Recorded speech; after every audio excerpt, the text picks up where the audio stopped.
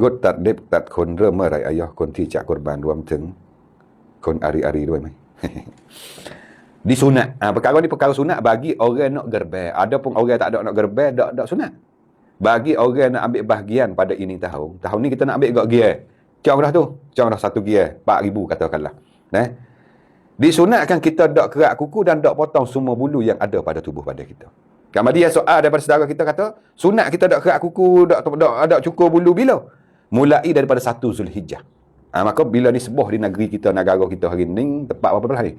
Hari ni 4 belah. Hari Ahad. Petang ni, orang kita tengok anak bulan petang ni. Petang ni, orang kita tengok anak bulan. Sekira kalau lah mengorek kalian dapat kelihat tiap anak bulan dan istihar daripada pihak cula, kata, malam ni adalah malam 1 Zulhijjah dah. Maka esok hari Senin ni, sunat dah kita dak potong. Semua lah, bukan kuku saja.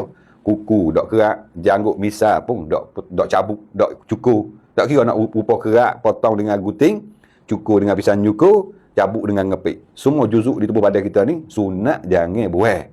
Tak kira lah buai dengan jalan mana. Gitu dah. Kemudian soalan, masuk juga bulu hari-hari. Anda tak puas hati yang namun Mana, situ pun lek lah sikit bulu hari masuk kan? Hari masuk belakang lah. Masuk belakang lah. Jadi kalau kita takut kaya di panjang, potong hari ni. Hari ni dia lagi. Bagi orang nak ambil daging ni, bagi orang nak ambil daging pada tahun ni, hari ni dia bagi sebenarnya hari Jumaat tu kita marah kan. Marah dulu hari Jumaat tu. Kerak kuku, kerak potong janggut, bulu-bulu hak ada di tubuh lebih panjang-panjang buat tu lah. Potong ke cukur ke cabuk ke ikut lah. Hari sunat hari Jumaat. Dan lupa maaf marah, hari ni. Hari ni dia lagi. Kuku tu cari kepek kuku, kerak kuku, tengok misal hak lapis misal tebal-tebal tu sikit. Slow-slow sikit. Mana apa orangnya? Andai-andai. Kapak-kapak cuba sikit. Misal janggut apa bau-bau molek. Kita agak atas dalam masa 10 hari lebih kurang ni kau tak boleh kerak dah.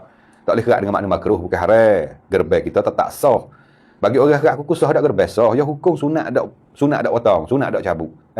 Kalau betul ni nampak nak boleh, esok dah. Senang Selasa, Rabu, Khamis, Jumaat, Sabtu, Ahad, senang. Selasa, Rabu. 10 hari. 10 hari bila Rabu Pak Raya tu, tak bukan hari raya tu boleh kerak dah lagi. Lepas ada gerbai. Nama kan aku nak pergi maya raya kerak dah.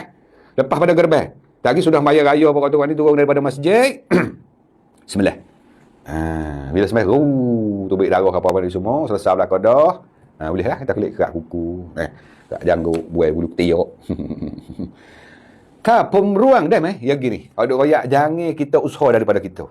Makna kita juru kerak, kita juru cabut rambut, kita juru kerak. Ada pun kalau lurus ni daripada kita dah. Ndak, ya lurus cara dia tu tak ada masalah.